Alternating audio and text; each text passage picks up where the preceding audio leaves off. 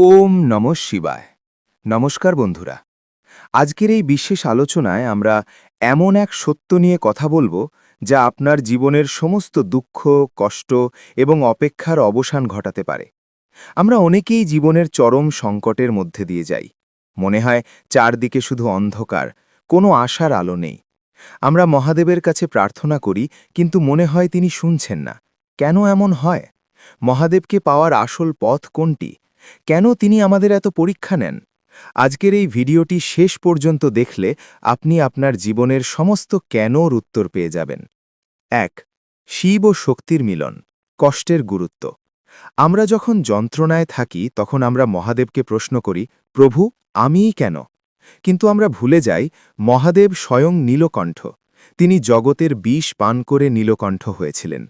আপনার জীবনের বর্তমান কষ্টগুলো হলো সেই বিষ যা আপনাকে ভেতর থেকে পুড়িয়ে খাঁটি সোনা করে তুলছে। মহাদেবকে পেতে হলে প্রথমে তার মতো ধৈর্য ধারণ করতে শিখতে হবে। শিব মানেই হল চরম প্রশান্তি এবং চরম শক্তি। আপনার জীবনের এই সংগ্রাম আসলে মহাদেবের একটি তপস্যা।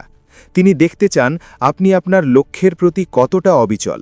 মনে রাখবেন, সমুদ্র মন্থনের সময় বিষ আগে উঠেছিল, অমৃত এসেছিল অনেক পরে। আপনার জীবনের অমৃত বা আশীর্বাদ আসার ঠিক আগেই এই চরম কষ্টের বিষ আপনার সামনে এসেছে। ২. অপেক্ষার মাহাত্ম্য। কেন আশীর্বাদ পেতে দেরি হয়? আমরা ভাবি মহাদেব আমাদের ডাক শুনছেন না, কিন্তু মহাদেব তো কালের ঊর্ধ্বে, তিনি মহাকাল। তিনি জানেন আপনার জন্য সঠিক সময় কোনটি। পরিণত হওয়া। একটি কাঁচা আম যেমন সময়ের আগে মিষ্টি হয় না, তেমনি আপনি আধ্যাত্মিক বা মানসিকভাবে প্রস্তুত না হওয়া পর্যন্ত বড় আশীর্বাদ ধরে রাখতে পারবেন না। কর্মফল কাটানো।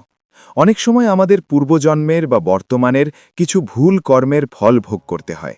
মহাদেব সেই কষ্টের মাধ্যমে আপনার কর্মের ঋণ মিটিয়ে দিচ্ছেন, যাতে আপনি যখন আশীর্বাদ পান তখন তা যেন স্থায়ী হয়। মহাদেবকে পাওয়ার 5টি গোপন উপায়। প্রথম রহস্য, সমর্পণ। আমরা প্রার্থনা করি শর্ত দিয়ে, ঠাকুর, আমার এই কাজটা করে দাও, তাহলে আমি এটা করব। মহাদেব শর্তে ভোলে না, তিনি ভক্তিতে ভোলেন।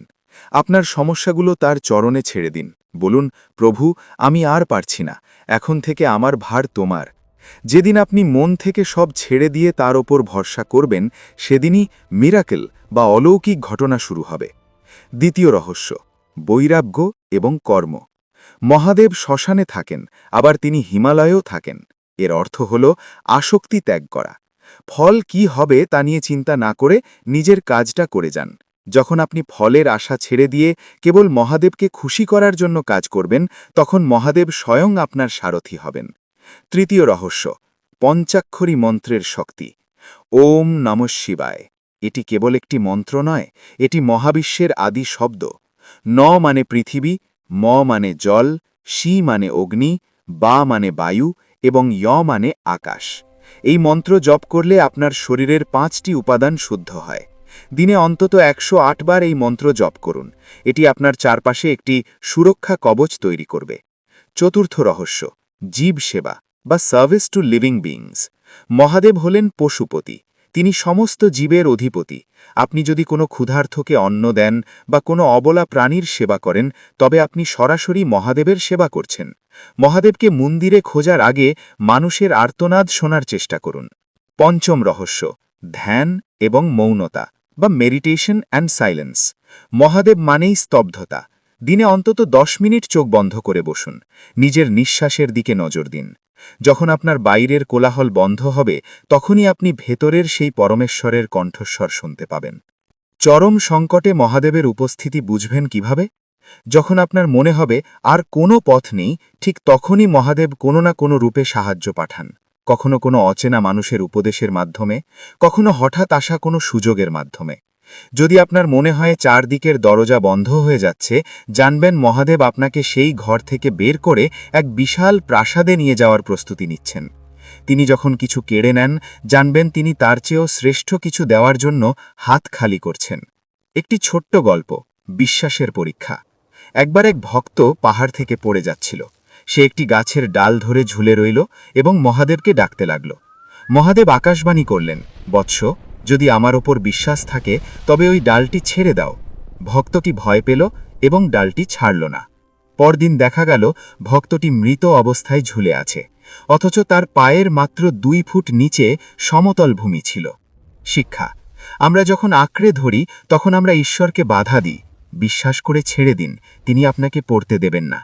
বন্ধুরা, মহাদেব মানেই মঙ্গল, তিনি অশুভকে বিনাশ করেন। আপনার জীবনের বর্তমান কষ্টগুলো আপনার ভেতরের অহংকার, ভয় এবং দুর্বলতাকে বিনাশ করছে।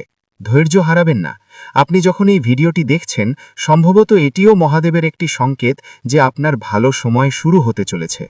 আজ থেকেই অভিযোগ করা বন্ধ করুন। প্রতিদিন সকালে উঠে বলুন, ধন্যবাদ মহাদেব, আজকের দিনটির জন্য। আমি জানি তুমি আমার সাথে আছো। আপনার বিশ্বাস যদি অটল হয়, তাহলে হিমালয়ের মহাদেব আপনার হৃদয়ে এসে বসবেন। তখন কোনো অভাব আপনাকে স্পর্শ করতে পারবে না, কোনো দুঃখ আপনাকে ভাঙতে পারবে না। আপনার যদি মহাদেবের ওপর বিশ্বাস থাকে, তাহলে কমেন্ট বক্সে একবার লিখুন, হর হর মহাদেব। এই শব্দটির কম্পন আপনার জীবনে পজিটিভ এনার্জি নিয়ে আসুক। সুস্থ থাকুন, শান্ত থাকুন। মহাদেব সবার মঙ্গল করুন। ওম শান্তি শান্তি শান্তি। ধন্যবাদ।